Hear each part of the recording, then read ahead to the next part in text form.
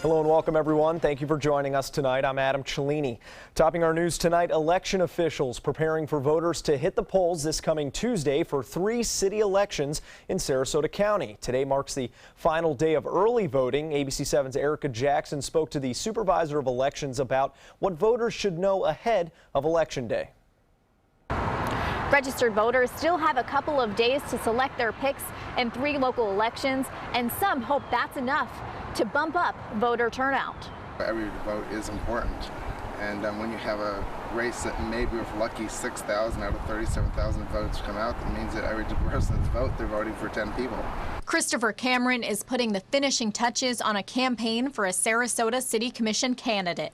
He believes that smaller races can have a much larger impact for residents. The potholes in the roads and the parking conditions and the traffic and things like that do affect people individually. I'm surprised there aren't lines of people out here right now. This month's elections include 1 commission seat in Northport, 2 commission seats in Sarasota, and 2 in the town of Longboat Key. Sarasota County Supervisor of Elections Ron Turner says these ballots shouldn't be taken lightly. There are no small elections. We're deciding on individuals who impact our lives and make local decisions, so I would encourage everyone to get out and vote. Longboat Key leads the way with a 38% voter turnout, while Northport and Sarasota have just 6 and 9% turnout apiece. In November, about half of all registered voters in Sarasota County cast an early voting ballot for the general election.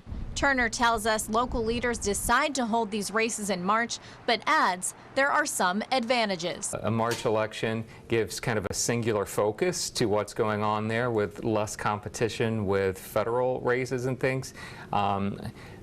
On the flip side, you may not have as much attention from the media and the public as far as the election is concerned. But without state and national races, March elections can fly under the radar. Diana Clark says she almost missed it.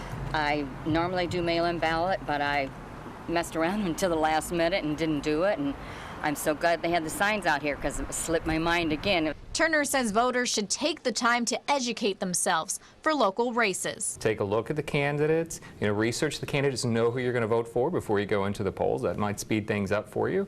Registered voters in the city of Sarasota, Northport, and Longboat Key can all cast their ballots in person on Tuesday. All polling locations will be open from 7 a.m. to 7 p.m. Reporting in Sarasota, Erica Jackson, ABC 7, your Suncoast News.